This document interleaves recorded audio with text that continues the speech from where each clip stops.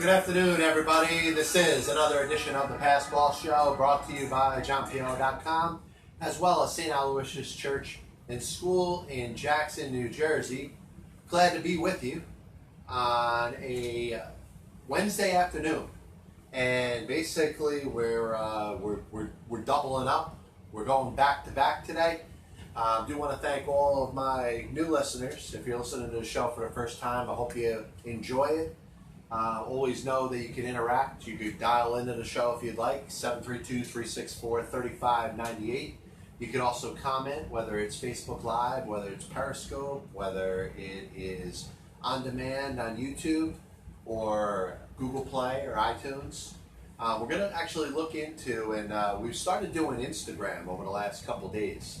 And it's kind of cool, putting 1-minute clips up of some of the best of the show and stuff that, you know, I can kind of point to and say, listen, this is when I got into it about this. This is when we brought up this. Kind of brings some stuff to the show that hasn't been brought to the show before, because a lot of people still look at, you know, the Passball Show and say, hey, for 8 years, the majority of it has been talking about baseball and baseball history.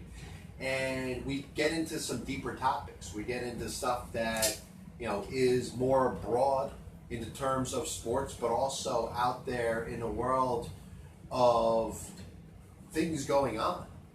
And we find out, and those that have watched the show that haven't really focused too much on what the show has been about, find out that the show is about more different things, and not just baseball and not just even sports for that matter. So there's a ton of different stuff we get into, so I do want to thank everybody for tuning in. And we're going to do Instagram 1-minute videos on some of the major points that I get into to kind of get the interaction or keep the interaction going. And there's also another form or another way that we're going to get the show out there. There's a new thing that we're going to start next week. Once I have a little more information about that, we'll bring that up and let that be known as well. So a couple things we want to shoot the show by starting out today is, you know, we talk about baseball awards, and I mentioned it as it applies to other sports. You know, the awards that are announced at the end of the season or after the season are discussed more during the actual year than they are around the time they're about to be announced. And obviously, as it applies to baseball, and you think about baseball's awards, you know that there's a lot of stuff that you know, MLB Network's going to do. They'll do their own thing as they prepare for the awards. Probably have a big round table with a bunch of analysts, and you'll have sabermetric guys. You'll have guys that look at certain standard numbers, and they'll kind of clash and bash heads and discuss different reasons why they believe certain players should win the individual awards. But I was thinking about it, and I've actually gotten to a point right now where I feel very strong about who should win each one of these individual awards. Of course, we're talking about the respective league MVPs, we're talking about the Cy Young Award winners, the Rookie of the Year awards, and the Manager of the Year awards. Obviously, there's other awards that are given out, the Roberto Clemente Award, Jackie Robinson Award, and different type of awards that are given out. The Comeback Player of the Year, which is something that's probably worth devoting some time to think about when you see some players in baseball that have stood out this year. So, the MVP, and I think it's very AL heavy in regards to the top contenders. In other words, the American League MVP is certainly a lot more to think about and consider as far as really good players, and players that probably, if they were playing in the National League, may be leaps and bounds ahead of the other candidates. So you look at J.D. Martinez, and I think it's hard to give the award to anybody else but J.D. Martinez, but this year is extremely interesting in the American League because there's so many different players that have stood out for many different reasons. I mean, if you look at the entire season that Martinez's teammate Mookie Betts has had, you would think that Betts may be the biggest challenge in regards to trying to take the award or possibly taking the award away from J.D. Martinez. I mean, Betts is leading the league in batting average and OPS, and he's had a ridiculous year. And another guy that has really stood out and made this a race. In fact, there's two players that have really stood out in the second half of the year. And I'm looking at it, and I'm putting 5 players, top 5 in regards to the MVP, and I'm probably missing one of the players that has stood out that's had a ridiculous season that a lot of people were talking about when the season started that aren't really talking about now. And it's nothing that this particular player has done. I mean, Jose Ramirez of the Cleveland Indians is probably the best player on the Indians. I mean, you look at Corey Kluber, who we'll talk about in a little bit in regards to the Cy Young. You know, Jose Ramirez is probably their MVP. And here's a guy that certainly was top 3 in the MVP discussion in the American League when it started earlier on this season. But because of the second halves of Chris Davis and Alex Bregman, he's probably taking a step back.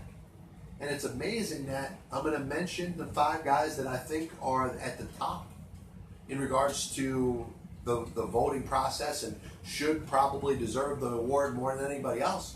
And I'm going to leave out Jose Ramirez. And I almost feel like I'm doing him a disservice by that. But that speaks to the leaps and bounds that the American League, especially position players this year, have outperformed those players in the National League. Jose Ramirez should win the MVP if he was playing in the National League. He's played better than any player in the National League, which speaks a lot about the 5 players that I'm about to mention. You know, JD Martinez is going to be the MVP. I don't think there's anything that's going to keep him from winning the award. Alex Bregman, with his 50 doubles, his 30 home runs, the ridiculous second half he's had this year for the Houston Astros, makes him the absolute second. So when I'm thinking about third place, I'm thinking about 3 players vying for that third spot and conceding that Jose Ramirez is probably not going to be that third player. So I look at Mookie Betts, and obviously the season that he's had, he's been extremely consistent all year. Obviously the only player getting in his way is JD Martinez, his teammate. So I think of Mike Trout, and a lot of people always want to throw Mike Trout's name in there. And I was one to say that, you know, a year like this with the candidates that you have this year as opposed to other years, it may be a good year to leave Mike Trout out and just not mention Mike Trout this year and just let somebody else win it. It's kind of like the basketball argument that people have when they talk about LeBron James. LeBron James every year is certainly a candidate and is certainly considered by many the MVP of the NBA each year. But it's almost like the voters and fans and the media want to try to find somebody else so LeBron James doesn't win it every year. The same argument can be said about Mike Trout and the numbers that he puts up year in and year out. Now, you got a little bit of an excuse in 2017 because he was hurt. He only played in 114 games. He still finished 4th, by the way. And it just shows how strong his numbers are. And the year that he's having this year has really gone unnoticed because of the years that I just mentioned, of JD Martinez and Bregman and Betts and Jose Ramirez and even Chris Davis, who I'm going to talk about in a little bit. But Mike Trout has gotten his strikeouts down. He's got a chance this year for the 2nd straight year. Now, he's got 2 more strikeouts than walks. Last year he had 4 more walks. 4 more walks than strikeouts. So a guy who led the league in strikeouts in 2014 when I was knocking him, a year that he won the MVP, by the way. And I was saying, listen, you could talk about Mike Trout being the best player in baseball. You could talk about Mike Trout being an all-time great. But he's got to find a way to cut down on his strikeouts. And people were coming at me saying, why are we going to judge Mike Trout for something that we're not judging anybody else for? In other words, everybody in Major League Baseball strikes out a ton. But Mike Trout has actually become a better player. He's become a better defensive center fielder. He's become a better base runner. I mean, he's stolen 24 bases this year. He's only been caught twice. But he has managed to work at the stuff that he needs to work on. And you figure a guy who was considered the consensus best player in all Major League Baseball would not have to work at anything to try to get better. And Mike Trout has gotten better. Mike Trout has cut down on his strikeouts. He's gotten himself to a point where he has a chance for the 2nd straight year to finish the season with more walks than strikeouts. He leads the league in OPS. He leads the league in on-base percentage. He leads the league in OPS plus, which, by the way, is a career high for him at 200 as we stand right now. So for those that want to say, yes, because of the strength of the American League and the fact that there's so many more players in the mix, I think you're doing Mike Trout a little bit of a disservice if you're not considering him. And I got him as 4th. I got Chris Davis as 5th. Now, the only thing that's holding Chris Davis back is his batting average. And I understand we live in a game right now where batting average is not that big of a deal. And we say if you're able to supplement that with a high on-base percentage and a high slugging percentage, that you could deal with somebody that is hitting 249 like Chris Davis is right now. But I can't put Chris Davis even in my top 3 in regards to MVP in the American League because of the years that the other players have had. JD Martinez, Betts, Bregman, Trout.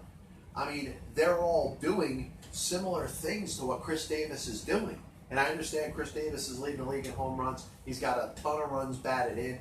He's had a great season. And like I said about a lot of the other players, he would certainly be in the mix if it wasn't for what these other players are doing. So I look at it, JD Martinez, Bregman, Betts, they would be my 3 finalists. I'd leave Trout out this year, but I think he should be 4th. You got Chris Davis, you got Jose Ramirez. So you really got 6 legitimate MVP candidates that exist in the American League. Now, as you go over to the National League, you got some guys that have had pretty good seasons. But when you're looking at the likes of a Matt Carpenter, and you're looking at the likes of a Trevor Story, and you can put their seasons up there, and they've both had very good seasons. But when you think about the possibility of them being the MVP in your respective league, I hate to say it's a little bit watered down. And I don't mean to knock Carpenter. I don't mean to knock Trevor Story. They've had very good seasons. But seasons that you would look at in the past, certainly not up there with what Giancarlo Stanton did last year. Certainly not up there with other different things that I've seen. And Bash Wills asked, why aren't college athletes being paid? I'll tell you, that is a great topic. It is one that I've covered on this show another time. And I'll mention it if I have a chance to elaborate on it a little bit. But I agree 100%. They should be getting paid. The amount of revenue that they're providing for the amount of revenue that they provide for the schools, especially the big name schools, without those athletes and what the athletes do and bring to the table, those schools don't get anywhere near the amount of money. So I think at some point we're going to hit a time where college athletes are going to have to be paid.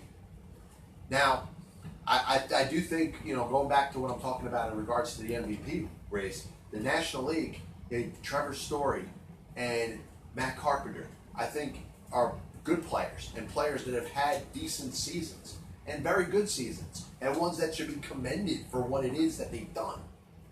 But they're certainly not MVP type of players. And you look at a guy like Javier Baez and Christian Yelich, and I'll tell you, the player that stands out to me is Yelich. And Yelich missed a little time when the season started. And there actually was a little bit of a concern for the Brewers as they were getting ready, all the different moves that they made to try to set themselves up for this year. Obviously, the discussion was about how they needed to improve at starting pitcher, how they needed to add a legitimate ace to that staff if they wanted to be a legitimate contender this year.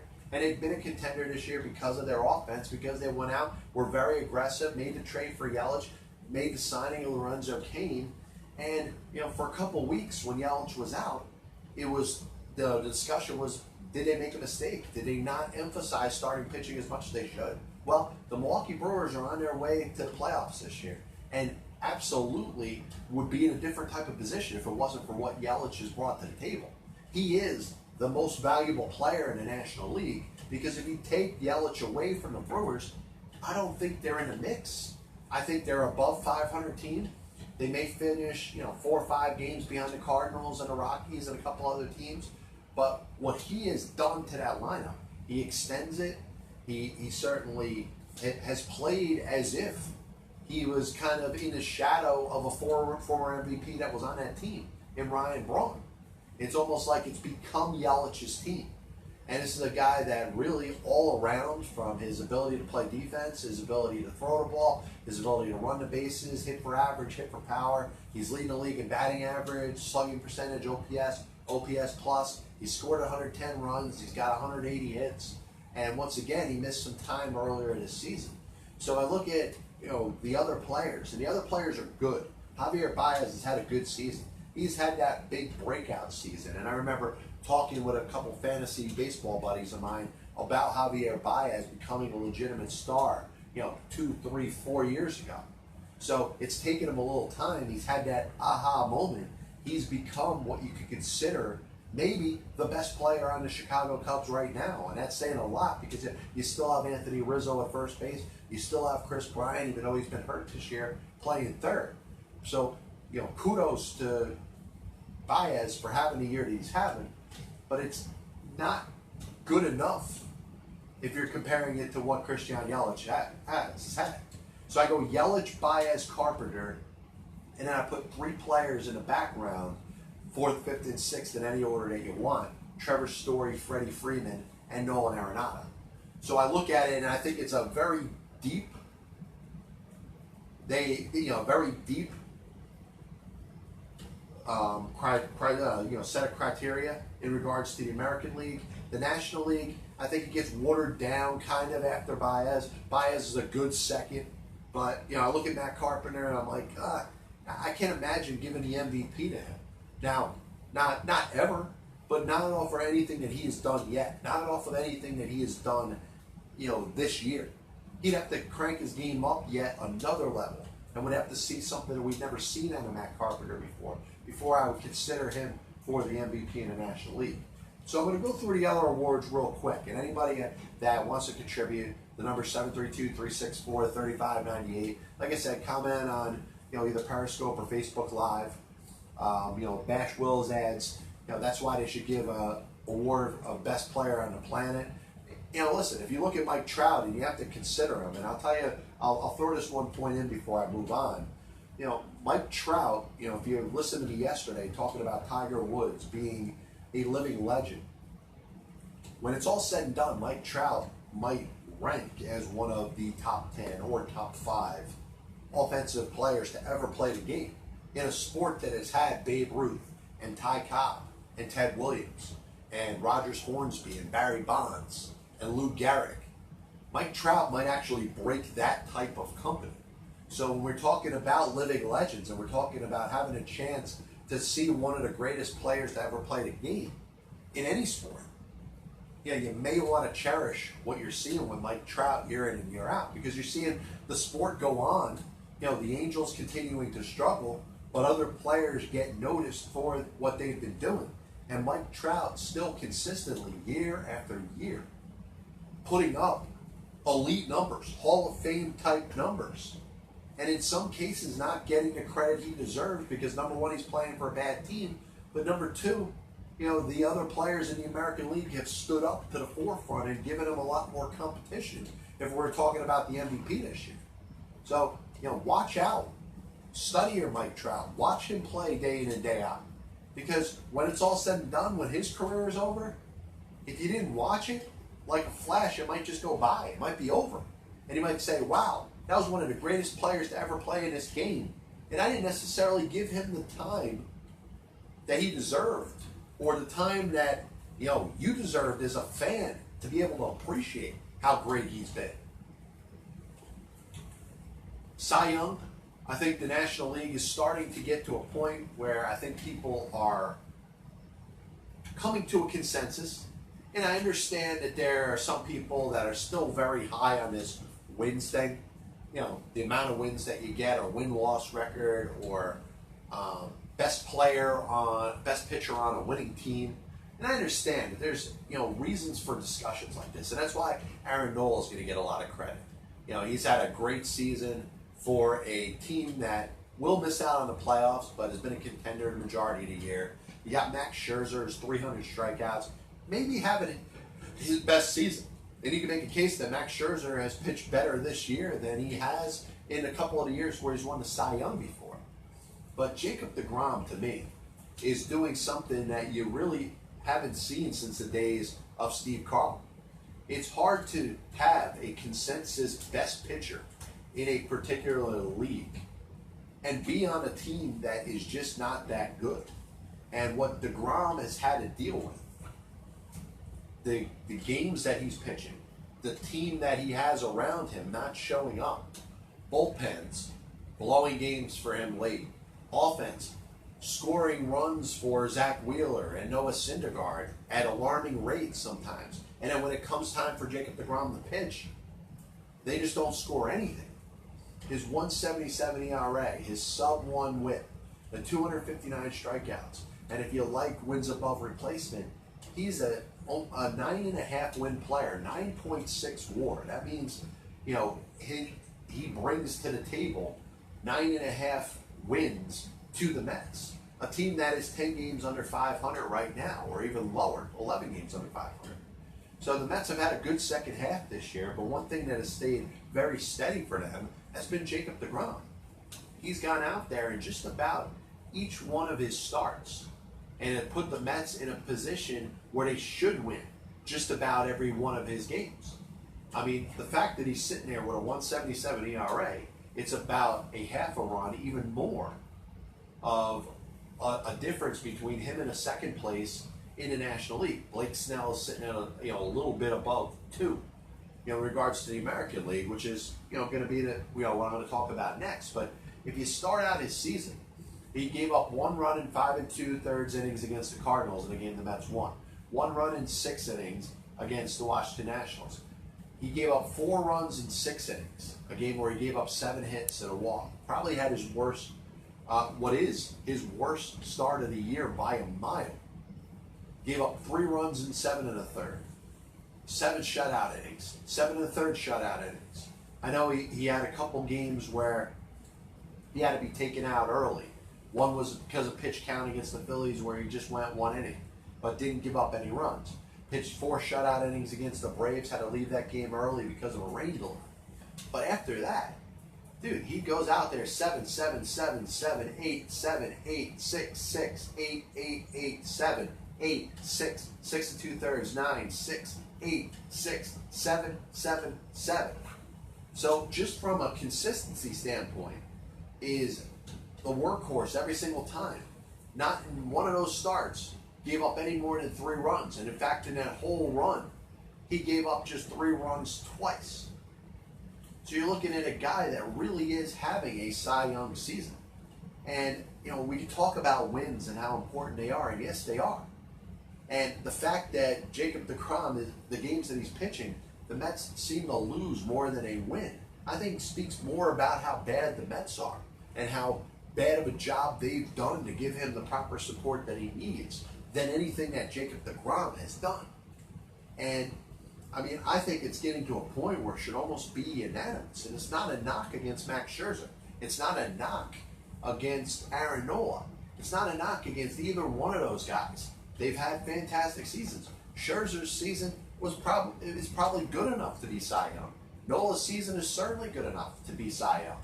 But you're at a point where you really got to reward the pitcher that's had the best season, the pitcher that has contributed to the most.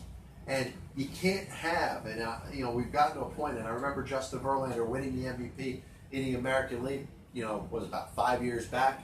I know it's getting to a point where it's very hard to do that. It's very hard to reward a pitcher with an MVP award. And that's why the Cy Young really has to be about the pitcher that has dominated the most. Not the pitcher that's pitched for the best team. Not the pitcher that has had the biggest contribution over their team's winning. And I understand the Mets could be a 4th or 5th place team without Jacob DeGrom. They don't need him to be where they are.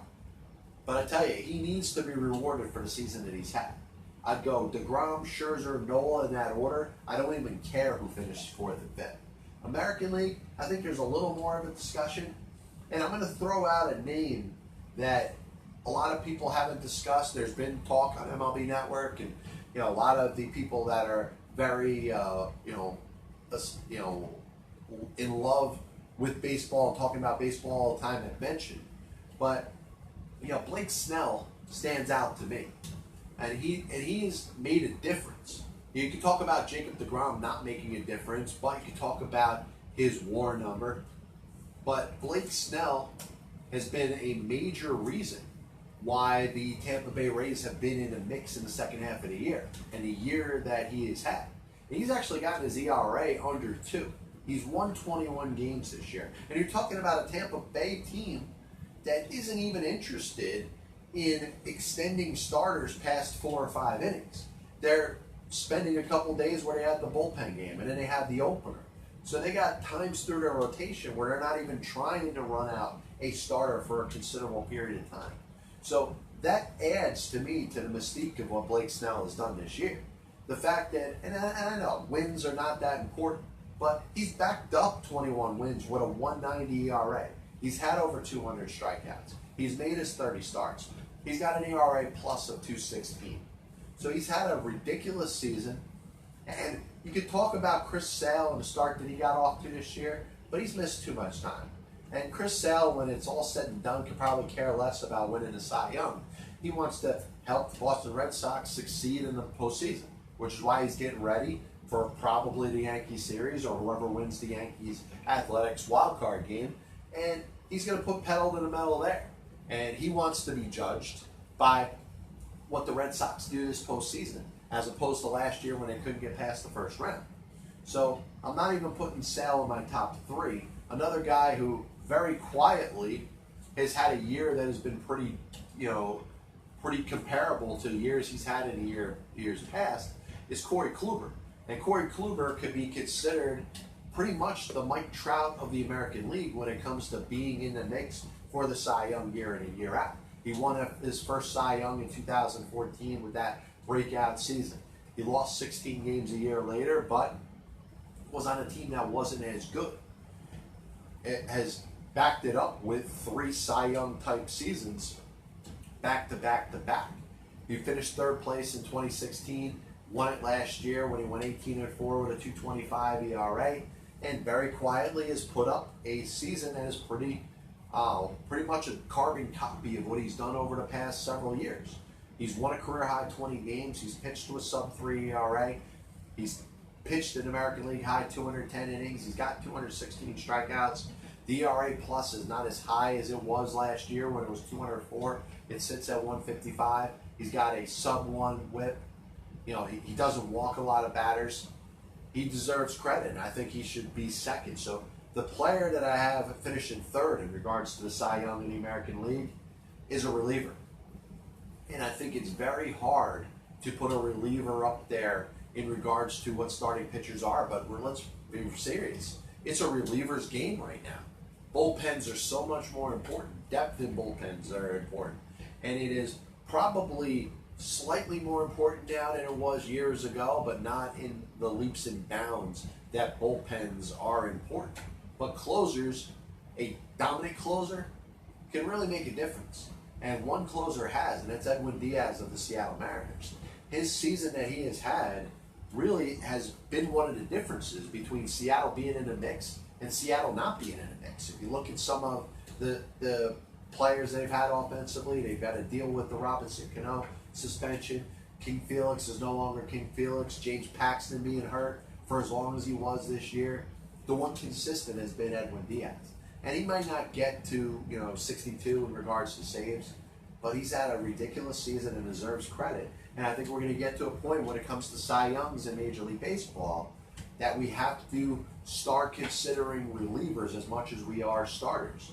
And I think Edwin Diaz, if he finishes 3rd or if he finishes 2nd, I think it would be a good step in that direction. We can start considering relievers based off of the years that they've had. And I understand they're not pitching as many innings as starters, even though they're pitching more innings than they ever have before. But I'd go Snell, I'd go Kluber, I'd go Diaz, and Snell should be unanimous. Pretty close to Jacob deGrom in the National League. So I'd consider Sale as a 4th or 5th place candidate. Same thing with Justin Verlander. Rookie of the Year. I know in the American League a lot of people are talking about Miguel Andujar with the Yankees. He's had a great year. A lot of people don't want to give a Rookie of the Year award to a player that comes over from Japan. Shohei Ohtani, what he has done offensively, just by himself, has been ridiculous. Here's a guy that was touted as a pitcher, and I know he's about to have Tommy John surgery, which might kill his year next year. But the fact that he was promoted as a pitcher, and I know he was promoted as a pitcher that could also hit. One of the first two-way players that we've seen in Major League Baseball, and maybe the first dominant two-way player since the days of Babe Ruth. But Ohtani has exceeded expectations as a hitter. I don't think anybody looked at him as a 20-plus home run guy. I don't think anybody looked at him as a 900 OPS guy. He's gone out there and he's hit 20 doubles. He's been a tremendous hitter. Not just a pitcher that can hit. He's not Bob Gibson. He's not Rick Russell. He's not Don Robinson or Dwight Gooden. He's not Bob Lemon. Not a pitcher that can just hit pretty well. He is a ridiculous offensive player, and an offensive player that is good enough that the Angels or anybody else that he belonged to would have to keep him in the lineup, and in any situation. I don't care if he's pitching every 6 days or every 5 days. You've got to keep his bat in the lineup. And I think because of that, he stands out. And for those that are talking about Ichiro and Hideki Matsui and players that spent a series of years in Japan, let's remember, Shohei Ohtani has not done that. He bypassed all that. He came up to the majors at age 23. He passed the opportunity that he had to get paid well in Japan.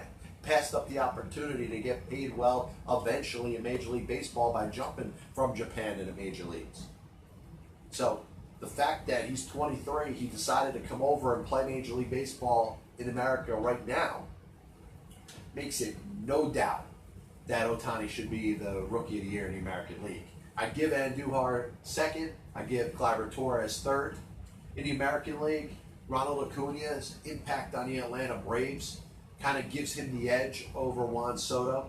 Soto will finish second, and I talked about Walker Buehler a couple of weeks ago. If it wasn't for the seasons that Acuna and Soto had, you'd be talking about Walker Buehler as your Rookie of the Year. So it's easy. American League, Ohtani, Andujar, Torres, and then the NL, Acuna, Soto, Buehler. Manager of the Year, to me, I think these should both be unanimous. Kevin Cash in the American League. I don't care that the Rays aren't making the playoffs. There is no reason that team should be winning 90 games this year. They stripped any last bit of talent that they had coming into the season, and anybody they had left over, they were anxious to want to trade once the season started. So this was a team that was stripped of just about everything that it possibly had in regards to being competitive. And they have way exceeded expectations. And you can talk about the Oakland Athletics. They've had a great year, absolutely. But Bob Melvin doesn't belong on the same planet as Kevin Cash in regards to the Manager of the Year award in the American League. I'd go Cash, Melvin, Scott Service of Seattle. Then finally in the National League, Brian Snitker, what he's done with the Atlanta Braves, a team that was in turmoil, a team that didn't know what direction it was going into after their front office ended up having to be switched over. John Hart decided to leave. John Coppolello was banned for life. Gordon Blakely was suspended. So they obviously went through a lot of turmoil there. With that turmoil, Alex Anthopoulos comes in, decides to retain a lot of the things in the same conditions, but he didn't have to. And that team ends up coming through. Brian Snitker, who got some, no pun intended, some people were snickering at the fact that maybe he wasn't for the job as the Atlanta Brave manager last year. He's earned it. Manager of the Year in the National League. Mike Schilt, the year he's done in he's had in St. Louis since he took over as manager mid-season. I think he'd be a good second. And Gabe Kapler. You got to give Gabe Kapler credit for what he's done in Philadelphia. Even though the Phillies have struggled down the stretch and are not going to make the playoffs this year, I think you should give him some credit. So I'd go Snitker, Schilt, Kapler in the National League, Cash, Melvin, Service in the American League. So the next thing I wanted to get into, in college football, I think a lot of things became prominent during the national championship game last year when Alabama decided to make the quarterback change. And Tagovailoa, and I'm probably not saying his name right, but it just shows that I'm not a big college football guy. But the decision that was made to pull their starting quarterback and go to their freshman is something that a lot of other teams have decided to do. Now, Ohio State has got Dwayne Haskins and decided to go with J.T. Barrett when you feel like Haskins might give you a better chance to win a national championship this year. They went to leadership. Urban Meyer decided to go with Barrett. Now, there's a bigger decision and a tougher decision that had to be made in regards to, Kelly Bryant and Trevor Lawrence. And I look back at this decision, and it's something that's going to cost Clemson and Coach Dabo Swinney the quarterback. Kelly Bryant's probably going to transfer him. He's going to say, listen, I haven't been given a fair enough shot here. It sucks. This is my senior year, my chance to run this team. And in his own mind, he probably feels like he gives his team the best chance to win. Now, Swinney's got to make a decision over who he thinks gives him the best chance to win right now. Now, sometimes that decision is different than it is in the NFL. In fact, all the time it is. If you think of the NFL, you're looking for the quarterback that's going to give you the best chance to win right now, but also the best chance to win over the next series of years. You got more time. You don't have that time in college football. Sometimes you want to feel like you got a guy who is a senior, it's going to be his last year there. You know that he may or may not give you the best chance to win right now. And if you go with the younger guy, the younger guy is going to be around with you for the next couple of years. A coach may decide, all right, well, maybe I should go with the younger guy because he may be our quarterback for the next 3 years. I don't want to have to maybe change offenses or change offensive philosophies or change my play calling after one season. Now, I understand why it would be a very difficult decision for a head coach. And I'm sure, that Dabo Swinney, and you hear from his comments, it was something that he certainly sweated over. He certainly spent a lot of time thinking about it, and when he had to make the decision, he had some remorse in doing it.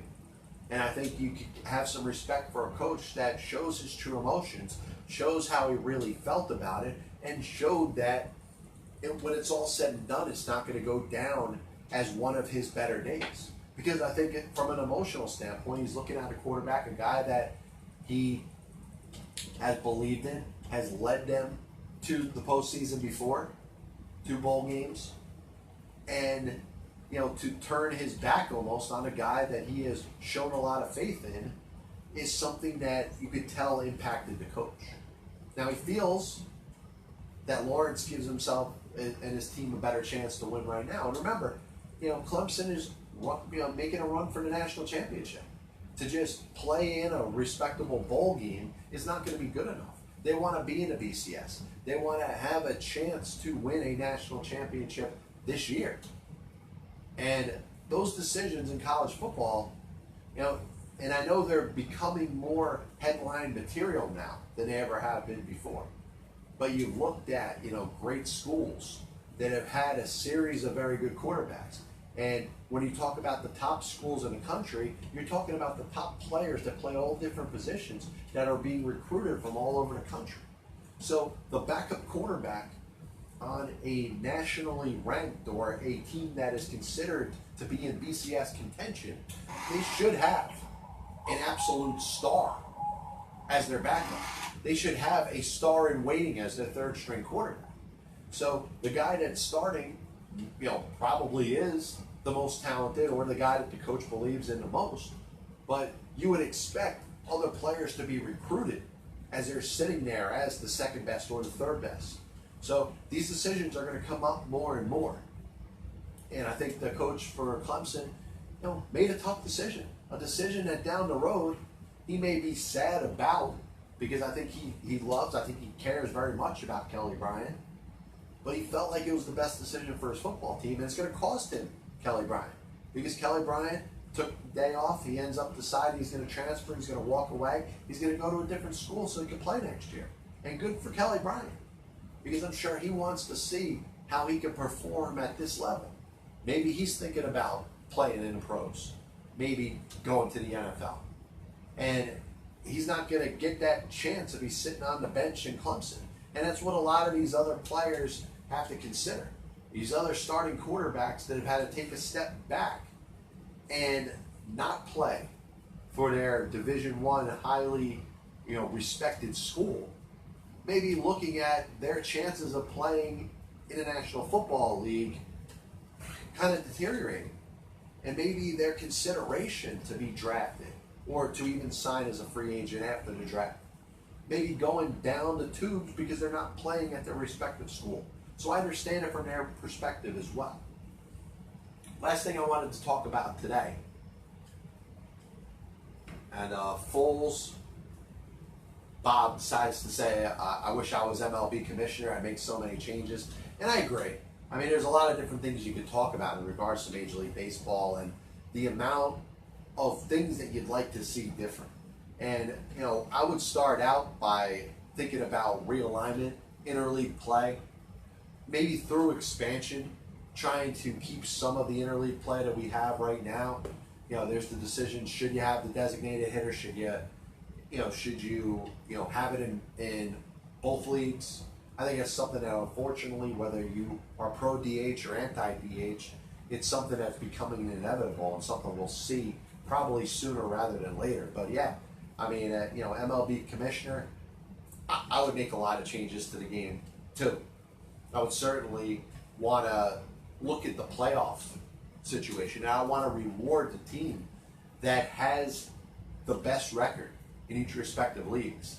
And a couple shows I did last week, I kind of elaborated on my idea of what I would do to reward the team that finishes with the best record in each respective league. And I'm actually going to put some literature to it. I'll put it up on my website within the next week or so. So, Bob, Foles, thank you for giving me the inspiration. I'll put, what I mentioned on my show a couple weeks ago in regards to a realignment, but not so much a realignment, but a postseason picture in Major League Baseball that will reward the Boston Red Sox for having the best record in the American League, would reward the Chicago Cubs if they end up holding off the Atlanta Braves and the Dodgers for having the best record in the National League. But I will put that up, I'll get up on my website pretty soon. So, as we move to the point where we are a considerable amount of minutes into the show today, and I do thank everybody for tuning in. We'll probably be back with you Friday morning. That'll be the regular Friday show where we'll do the NFL picks. I'll talk about the games that I'm actually putting money on. And, I like when people get all excited about their picks and say, hey, these are the teams that I think will win this week. Well, I think there's a lot more power when you're actually putting money down on it. And I thank the great state of New Jersey for legalizing sports betting. And over the course of the last 3 weeks of the National Football League season, I've actually put money on the games that I've talked about on my show. Have I had the best results? No, but we're looking to rebuild and rebound with a solid week 4, so we'll talk about that on Friday. Last thing I wanted to mention, and the amount of time that I spent talking about the awards in Major League Baseball, a little bit about the college football and the quarterback situation. I'm not going to spend as much time talking about this last topic, but I hope to make a couple powerful points with it. And, you couldn't get away from it, even if you tried to avoid the news. Bill Cosby, of course, was found guilty of his, sexual misconduct and was sentenced to prison for 3 to 10 years yesterday.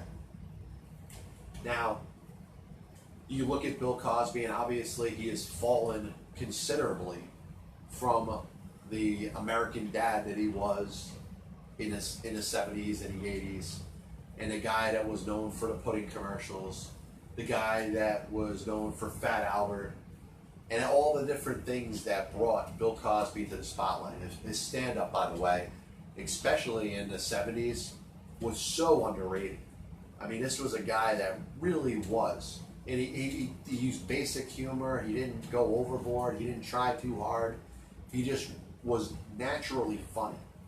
And it's a shame every time you see somebody that is in the spotlight and is kind of glorified for certain things that they do, being put in a position that Bill Cosby is in. Now, he did it to himself. So in that regards, there's nobody he has to blame but himself for his actions. And his actions are put more on the national forefront because of who he is and the fact that he was found guilty in a court of law. But what I wanted to talk about is, how should you remember somebody like that? Now, I think it's easy to say, listen, he failed, he screwed up, he's going to serve time for it. So should you remember him as a bad person or a perv or a person that was a sexual abuser?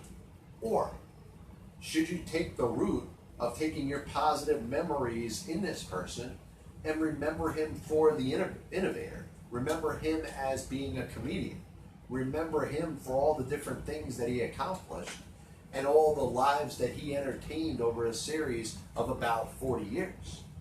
Now, we could talk about the seriousness of sexual assault, which could be set or tabled for another discussion. You can bring it up if you want. If it really bothers you, and it should bother a lot of people, certainly should bother the victims, that he ended up, basically impeding their lives by doing the things that he did. But when it comes down to it, if you happen to be a person that wasn't impacted by what Bill Cosby did, and a lot of people, and in fact most people, were not impacted by what Bill Cosby did, so they still will look at Bill Cosby however they want to or choose to. But I would choose to remember Bill Cosby as an innovator, as a comedian, as Fat Albert. And I even remember him as a person that is, I remembered in my youth, certainly having a very impactful voice in it in regards to what he did in comedy. But also the show that he did and represented and voiced for Nickelodeon and Nick Jr. called Little Bill. I remember my daughter being 2-3 years old and watching that show, and that was a very good show. So, he was involved in both my life and my daughter's life. Now, it's a shame what he did. What he did was absolutely screwed up, and he's paying for it right now. He's going to prison. You can talk about Michael Vick in the NFL for running that dog ring where all those dogs were killed. Now, if you're a dog lover, you may never be able to forgive Michael Vick for that. But what he did is he served his time. He was found guilty, and he ended up going to prison, and he served his time. Now, you can talk about O.J. Simpson if you want. O.J. Simpson was found not guilty of the murder of his wife and his wife's boyfriend. Now, was he guilty or not guilty? Of course, in the court of public opinion, he's probably guilty.